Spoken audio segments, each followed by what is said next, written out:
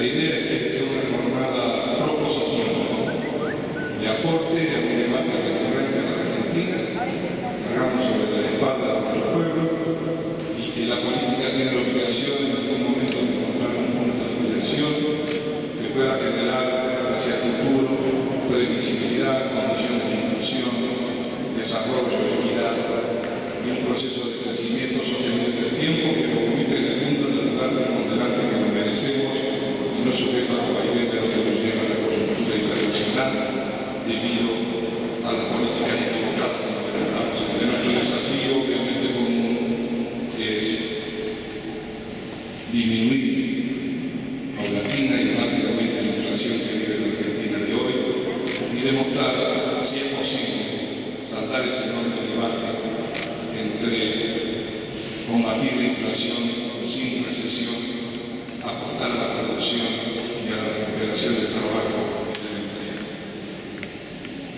Se me ocurrió una cita para leer de alguien que decía que la inflación es una solución irresponsable y populista para que los gobiernos gasten por encima de lo que sea sostenible y distribuyan una riqueza que no sea generada. Esto lo dijo hace poco Dilma Rousseff. Y tiene que ver con quienes convivimos en la región y con uno de los motores centrales de nuestra integración y de la economía. La primera lucha contra la pobreza es la lucha contra la inflación, lo sabemos todos. Defender el valor de la moneda, de la previsibilidad, fomentar el ahorro sabiendo que el dinero no va a perder valor. Es necesario por eso que la política comience a incorporar una variable a mediano y largo plazo para el abordaje de este sensible problema que hoy golpea fuertemente a la Argentina. Si el Estado, todos lo sabemos, ignora la inflación y manda al mensajero de la realidad, distorsionando las estadísticas como ocurrido o negándose a reconocerlas, las consecuencias de las mismas que comienzan a penetrar en las estructuras de la economía, generando obviamente problemas en el poder adquisitivo, en el trabajo, en el aumento de la pobreza, en el precio de la vivienda, etc. La inflación, muchos lo han dicho, es como una enfermedad crónica, no silenciosa, pero que va dando poder adquisitivo y en consecuencia el valor de la moneda nacional. Es un impuesto, en términos fáciles, digamos, economistas, sobre los billetes que cada uno de los argentinos tiene en el bolsillo o quizás lo tengan en el banco. Y sin duda es el más regresivo de todos, porque recae obviamente sobre la población que no tiene capacidad de protegerse con otros bienes y que vive del consumo diario. Está claro que los sectores más vulnerables y más pobres, donde más golpea el 95% de lo que compone el gasto de los sectores más pobres, es sobre el que la inflación tiene la incidencia más directa y más rápida. El gobierno, mientras mantenía intervenir el INDEX, nos sometió a tantos debates desde el 2007. Usó una lógica que también usó la política, que creo equivocada, servía para acumular poder, pero no para sincerar la discusión de la realidad. Acusó a los economistas y a los dirigentes políticos que advertían sobre el impacto inflacionario que iba a tener sobre la producción y sobre el empleo si la inflación seguía y no se la sinceraba, no se tenía un programa antiinflacionario. Los atacó siempre de ser los abanderados que enfriaban la economía. Es decir, son una lógica, un criterio muy equivocada, que es ideologizar también el debate alrededor de los efectos negativos de la inflación. La inflación no es de izquierda ni de derecha, es inflación, aunque es una realidad lo que uno te dice. El gobierno que hizo el último tiempo, con bombo y platillo, todos lo conocemos, buscó ajustar precios, buscó a los empresarios que tenían prohibido pronunciar la palabra inflación. Era la palabra maldita. Y a la par de convocar a ajustar precios, mostraba un garrote.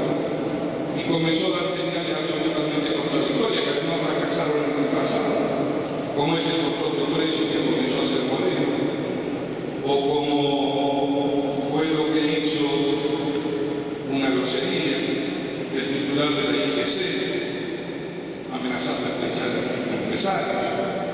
No porque no pueda dar problema a la formación de precios, pero no se resuelve presentando proyectos que vuelvan a la ley que a nuestro criterio ya no existe, para la ley de abastecimiento, agravar la pena,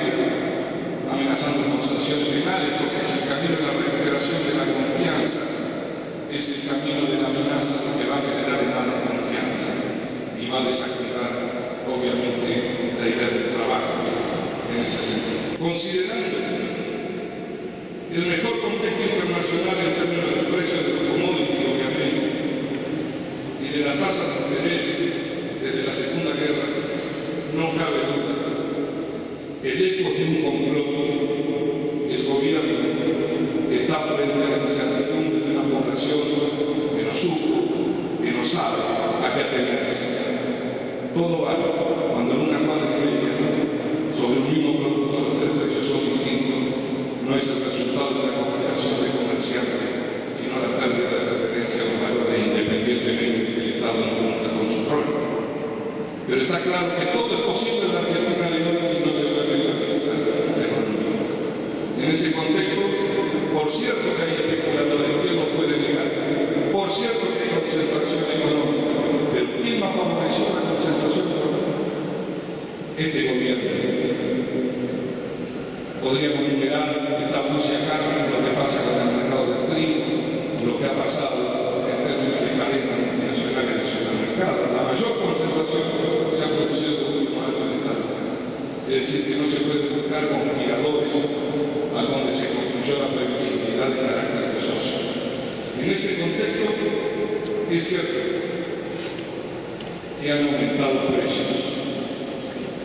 Como día salarial, tratan de evitar la mayor caída de su salario, demanda la recomposición de los mismos.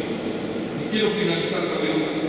El gobierno discursivamente siempre intentó construir un relato que, más allá de que uno lo comparta, legítimamente era el primer apoyo del proyecto, un modelo entre comillas, que queda poco.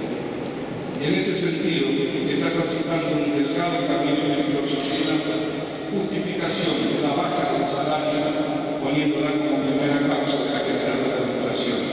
Se olvidan de hablar del tema fiscal, al que no solo descuidaron, sino que lo dejaron al costado, y están atados a una política monetarista de coyuntura que tienen más la idea de permanecer en el tiempo pensando que con eso llegan con comodidad, sin importarle el costo, el precio social